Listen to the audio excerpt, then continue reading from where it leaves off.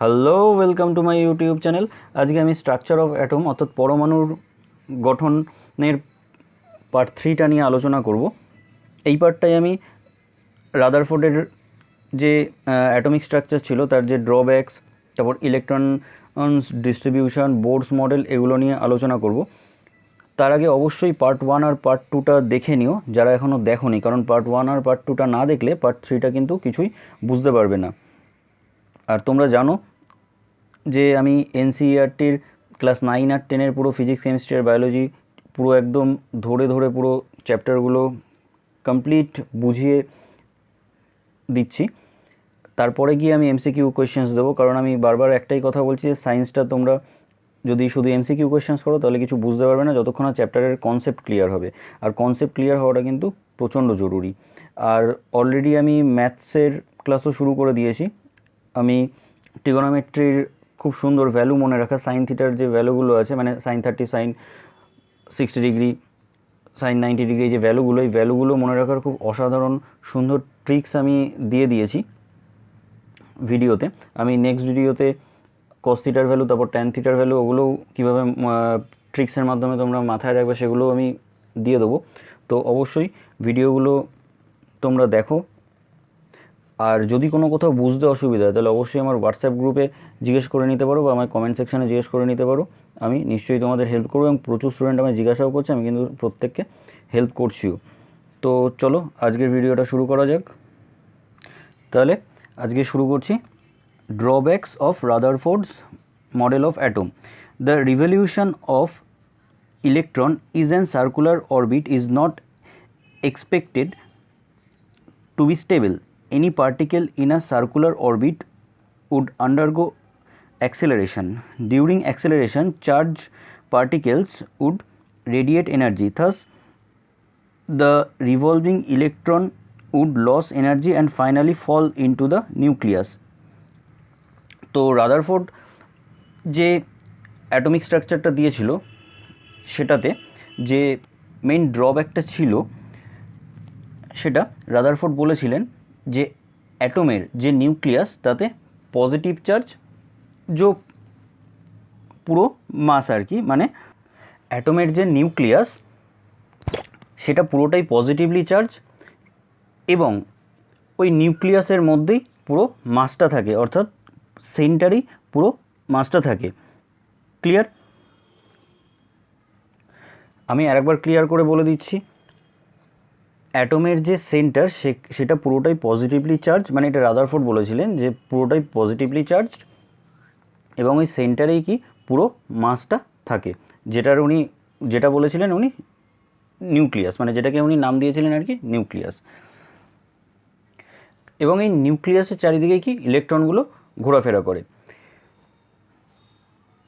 মানে এই নিউক্লিয়াসের চারিদিকেই ইলেকট্রনগুলো কি ঘুরছে। তাহলে এই হলো আমাদের নিউক্লিয়াস, আর এর চারিদিকে কী করছে, ইলেকট্রনগুলো ঘুরছে। ইলেকট্রন হলো নেগেটিভলি চার্জ পার্টিকেল। যখন কোনো চার্জ পার্টিকেল সার্কুলার মোশানে আছে, ঠিক আছে, মনে করো ওটা যদি ইউনিফর্ম সার্কুলার মোশানে থাকে, ঠিক আছে, ইউনিফর্ম সার্কুলার মোশান কি আমি মোশান চ্যাপ্টারে বুঝিয়ে দিয়েছি, তাহলে সেই ভিডিওটা দেখে নিতে হবে একটু। ক্লিয়ার? তো যদি ইউনিফর্ম সার্কুলার মোশানে ঘোরে, ঠিক আছে, তো তাহলে কি হবে?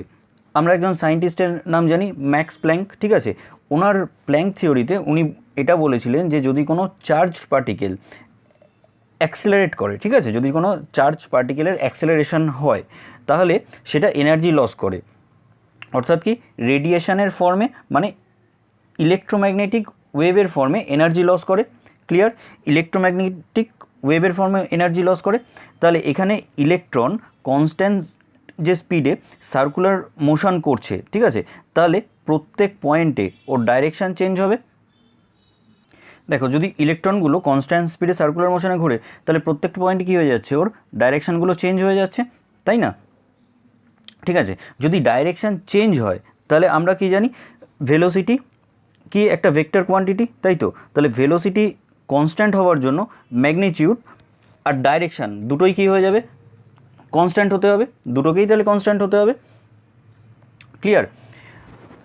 আরেকটা জিনিস, তোমরা অবশ্যই কিন্তু একটা খাতা পেন নিয়ে বসো, কারণ আমি যেগুলো বলছি সেগুলো লিখে নাও, কারণ এগুলো কিন্তু ভীষণ ভীষণ গুরুত্বপূর্ণ জিনিস। এগুলো যদি লিখে না রাখো তাহলে কিন্তু পরে মনে রাখতে পারবে না আর ভুলে যাবে, ঠিক আছে? তো অবশ্যই কিন্তু এগুলো তোমরা নোট ডাউন করে নাও খাতায়। তো যাই হোক, এখানে ইউনিফর্ম স্পিড থাকলে, ঠিক আছে, তাহলে ম্যাগনিটিউড কনস্ট্যান্ট হলেও ভেলোসিটির কিন্তু ডাইরেকশান চেঞ্জ হচ্ছে, তাই তো? তাহলে প্রত্যেকটা পয়েন্টে এখানে কি হচ্ছে, ডাইরেকশান চেঞ্জ হচ্ছে।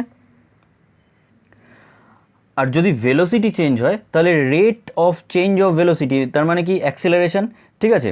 তাহলে অ্যাক্সিলারেশনের এক্সিস্টেন্স আছে, মানে অ্যাক্সিলারেশন এক্সিস্ট করছে, মানে ইলেকট্রন অ্যাক্সিলারেট করছে। আর প্ল্যাঙ্ক থিওরি অনুযায়ী তাহলে কি, চার্জ পার্টিকেল অ্যাক্সিলারেট করলে এনার্জি লস করবে, মানে এখান থেকে কন্টিনিউয়াসলি রেডিয়েশন হবে, মানে ইলেকট্রোম্যাগনেটিক ওয়েভ বের হতে থাকবে, তাই তো?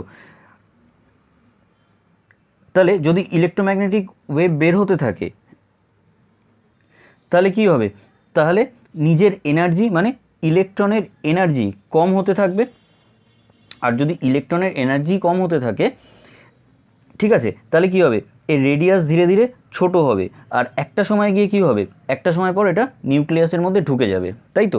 যদি এটার রেডিয়াসটাই ছোট হতে থাকে, মানে ধরো যদি এই যে নিউক্লিয়াস, ঠিক আছে, এবার এর চারিদিকে ইলেকট্রনটা যদি এরকম রিভলভ করতে করতে, মানে ঘুরতে ঘুরতে ঘুরতে ঘুরতে যদি রেডিয়াস কম হতে থাকে, তাহলে কী হবে, একটা সময় গিয়ে নিউক্লিয়াসের মধ্যে চলে যাবে, তার মানে এইখানে চলে যাবে।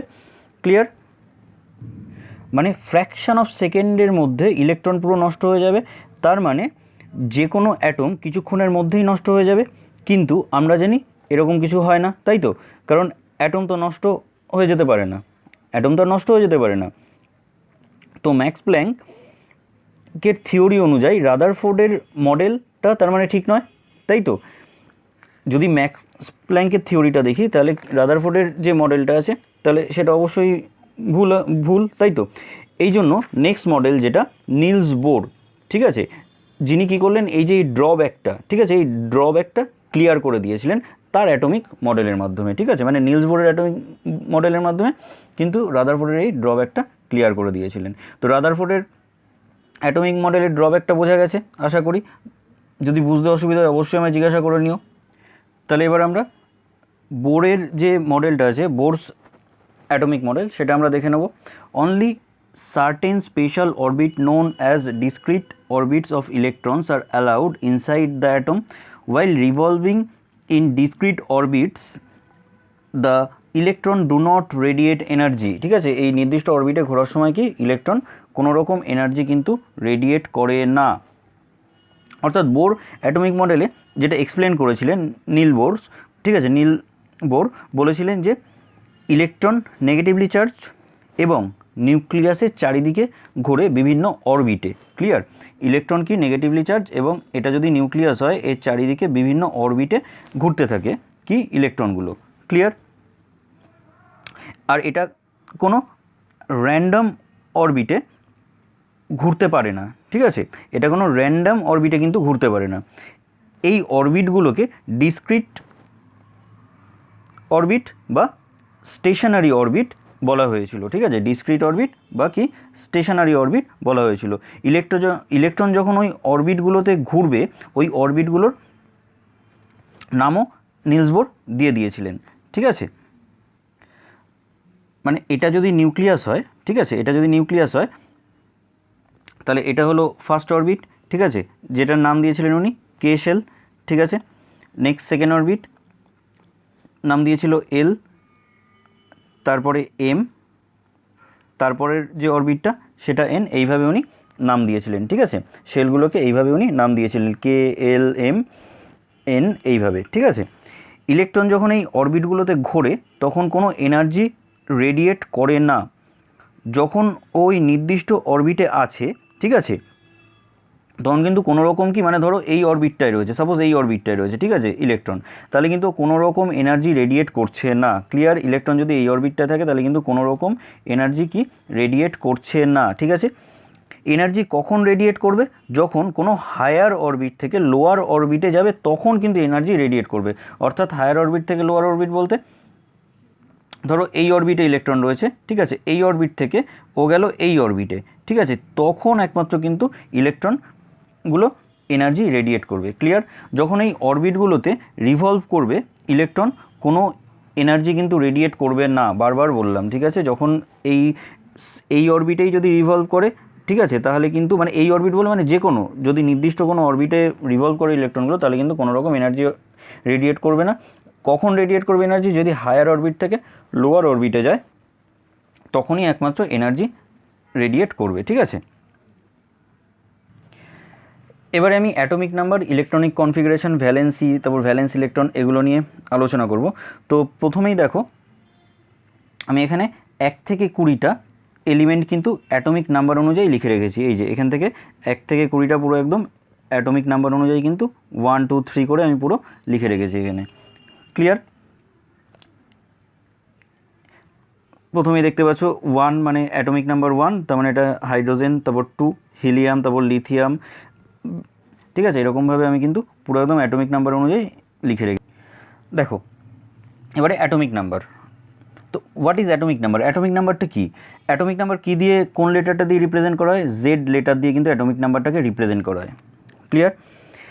অ্যাটমিক নাম্বার মানে ধরো কোনো অ্যাটমের মধ্যে, ঠিক আছে, কোনো একটা, মনে করো এটা একটা অ্যাটম, ঠিক আছে, এই অ্যাটমটার মধ্যে কতগুলো প্রোটন আছে বা কতগুলো ইলেকট্রন আছে, সেটাই হলো অ্যাটমিক নাম্বার। আর আমরা জানি যে number of proton equal to কী হয়? Equal to number of electron হয়, এটা আমরা জানি। ক্লিয়ার?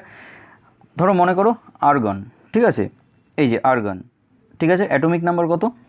এটা আমি একটু মুছে দিই। তাহলে আর্গনের অ্যাটমিক নাম্বার কত? আর্গনের অ্যাটমিক নাম্বার 18, ঠিক আছে। তাহলে আর্গনের অ্যাটমিক নাম্বার কত? 18, ঠিক আছে। মানে ওর অ্যাটমিক নাম্বার 18 মানে কি? মানে আর্গনের 18টা প্রোটন বা 18টা ইলেকট্রন আছে, ঠিক আছে, আর্গনের 18টা প্রোটন বা 18টা কি ইলেকট্রন আছে। Clear? Next electronic configuration. Electronic configuration মানে ইলেকট্রনের ডিস্ট্রিবিউশন বিভিন্ন অরবিটে, যে ইলেকট্রনের ডিস্ট্রিবিউশন সেটাই হলো ইলেকট্রনিক কনফিগারেশন, ঠিক আছে। আমরা জানি নিউক্লিয়াসের চারিদিকে আলাদা আলাদা অরবিটে ইলেকট্রনগুলো ঘোরে, তাই তো? তার মানে এটা যদি নিউক্লিয়াস হয় সাপোজ, ঠিক আছে, তো এটার যে আলাদা, এই যে চারিদিকে যে অরবিটগুলো আছে, এই অরবিটগুলোতে কি ইলেকট্রনগুলো ঘুরছে, ঠিক আছে। কোন অরবিটে কতগুলো ইলেকট্রন আছে সেটা জানার জন্য একটা আমরা ফর্মুলা ইউজ করব, ঠিক আছে। এই যে ধরো এটা ফার্স্ট অরবিট, এটা second orbit, next third orbit, এই কোন অরবিটে কটা ইলেকট্রন আছে সেটা জানার জন্য আমরা একটা ফর্মুলা ইউজ করব, ঠিক আছে। ফর্মুলাটা কি? ফর্মুলাটা হলো 2n²। ফর্মুলাটা তাহলে কি? ফর্মুলাটা হলো 2n², ঠিক আছে। খুব গুরুত্বপূর্ণ ফর্মুলা, মাথায় রাখবে, ঠিক আছে। কোনো অরবিটে ম্যাক্সিমাম কতগুলো ইলেকট্রন থাকবে সেটার জন্য আমরা এই ফর্মুলাটা ইউজ করব, ঠিক আছে। এখানে n ইজুকাল টু কি? n ইজুকাল টু হলো অরবিট নাম্বার, ঠিক আছে। এখানে n মানে হলো অরবিট নাম্বার। ক্লিয়ার? মানে কোন অ্যাটমের, মানে কোনো অ্যাটমের ফার্স্ট অরবিটে কতগুলো ইলেকট্রন থাকবে তা জানার জন্য আমরা এই ফর্মুলা ইউজ করব। ধরো এই অ্যাটমটা, এটা ফার্স্ট অরবিট, ঠিক আছে, তার মানে আমার ফর্মুলাটা কি? 2n², তাই তো? তাহলে 2n² equal to 2 into first orbit, তার মানে 1, এনের জায়গায় লিখবো 1² তার মানে ইজুকাল টু কত হবে? 2ই হবে। ক্লিয়ার? ঠিক আছে। ধরো সেকেন্ড অরবিট, ঠিক আছে, আমি ফর্মুলাটা আবার লিখছি 2n², ঠিক আছে। তাহলে সেকেন্ড অরবিট, তাই তো? 2 ইন্টু n মানে অরবিট নাম্বার, তার মানে 2² ইকুয়াল টু কত? 2 ইন্টু 4, তার মানে কত? 8। তাহলে সেকেন্ড অরবিটে কটা ইলেকট্রন থাকতে পারে? 8টা ইলেকট্রন থাকতে পারে। ক্লিয়ার? ধরো থার্ড অরবিট, ঠিক আছে, তাহলে থার্ড অরবিটে কী হবে? 2 ইন্টু 3², তার মানে 2 ইন্টু 9, তার মানে 9 into 2 18। Fourth orbit 2 into orbit number কত? 4, তার স্কোয়ার হবে, মানে 4² ইকুয়াল টু কত? 2 ইন্টু 16 ইকুয়াল টু কত? 32। তার মানে কোন অরবিটে কটা ইলেকট্রন হোল্ড, মানে কোন অরবিট কটা ইলেকট্রন হোল্ড করতে পারবে সেটা আমরা তাহলে এই ফর্মুলা থেকে বুঝতে পারছি। ক্লিয়ার? বা এই ফর্মুলা থেকে বার করতে পারছি। ক্লিয়ার? তো আজকের ভিডিওটা আমি এখানেই শেষ করছি। নেক্সট দিন আমি আরেকটা ভিডিও মুহূর্তে এই চ্যাপ্টারটা কমপ্লিট করে দেবো। তো যারা আবারও বলছি প্রিভিয়াস ভিডিওসগুলো দেখোনি এই চ্যাপ্টারের বা মোশন চ্যাপ্টারটা বা প্রেডিক্টেবল, সেই ভিডিওগুলো কিন্তু অবশ্যই দেখো। আর আমি তো বললাম যে অঙ্কের ক্লাস আমি শুরু করে দিয়েছি, সেই ক্লাসগুলো ফলো করো। যদি কোনো অসুবিধা হয় তাহলে আমার হোয়াটসঅ্যাপ গ্রুপ বা কমেন্ট সেকশন জিজ্ঞাসা করো, আমি নিশ্চয়ই হেল্প করব। অনেক স্টুডেন্ট জিজ্ঞাসা করছে, আমি কিন্তু প্রত্যেককেই হেল্প করছি, কোনো অসুবিধা নেই। তো অবশ্যই আমায় বুঝতে অসুবিধা হলে জিজ্ঞেস করো, শুধু একবার জিজ্ঞেস করো, তাহলেই হবে। আমি নিশ্চয়ই তোমাদের বুঝিয়ে দেবো, পুরো ক্লিয়ার করে দেবো। আর এরপর আমি আস্তে আস্তে এমসিকিউ কোয়েশ্চেন্সও দেবো চ্যাপ্টার ওয়াইজ, মানে যে চ্যাপ্টার আমি কমপ্লিট করলাম সেই চ্যাপ্টারের আমি এমসিকিউ কোয়েশ্চেন্স দেবো। কিন্তু আগে বারবারই বলছি, কনসেপ্ট ক্লিয়ার হওয়াটা কিন্তু খুব জরুরি। আর আমার ডিসক্রিপশান বক্সে তোমরা লিঙ্ক পেয়ে যাবে, না ছাড়া কমেন্ট সেকশানেও লিঙ্ক পেয়ে যাবে, মানে প্রিভিয়াস ভিডিওসগুলোর লিঙ্ক পেয়ে যাবে। তো ভিডিওটা ভালো লাগলে লাইক আর শেয়ার করো। আর যারা আমার চ্যানেলে নতুন তারা অবশ্যই চ্যানেলটাকে সাবস্ক্রাইব করো। Thank you.